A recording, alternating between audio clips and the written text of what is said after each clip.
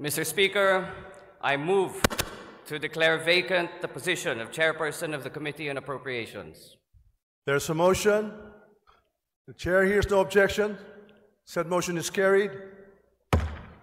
Pansamantala o acting capacity lang ang papel na gagampanan ni Marikina City Representative Stella Luz Quimbo sa House Committee on Appropriations.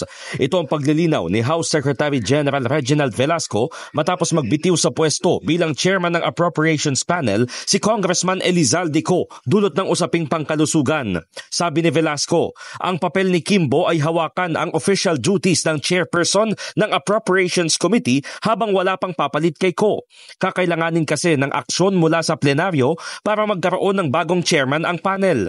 Batay sa Rule 9, Section 32 ng Rules of the House of Representatives, otomatikong gagampanan ng pangalawang pinakamataas sa hanay ng seniority ang tungkulin ng chairman kapag ang pwesto ay nabakante dulot ng pagkamatay, nag-resign, tinanggal o may permanent disability. Si Quimbo ang Senior Vice Chairperson ng Committee on Appropriations.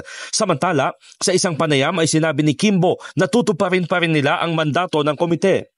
Tuloy lang naman po ang functions ng ating Committee on Appropriations.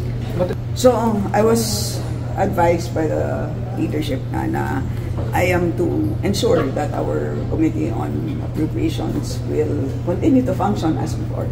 Si Congressman Co ang humawak sa chairmanship ng Appropriations Committee sa loob ng 3 taon. Sa isang statement, sinabi nitong pagtutuunan niya ng pansin ang atensyong medikal.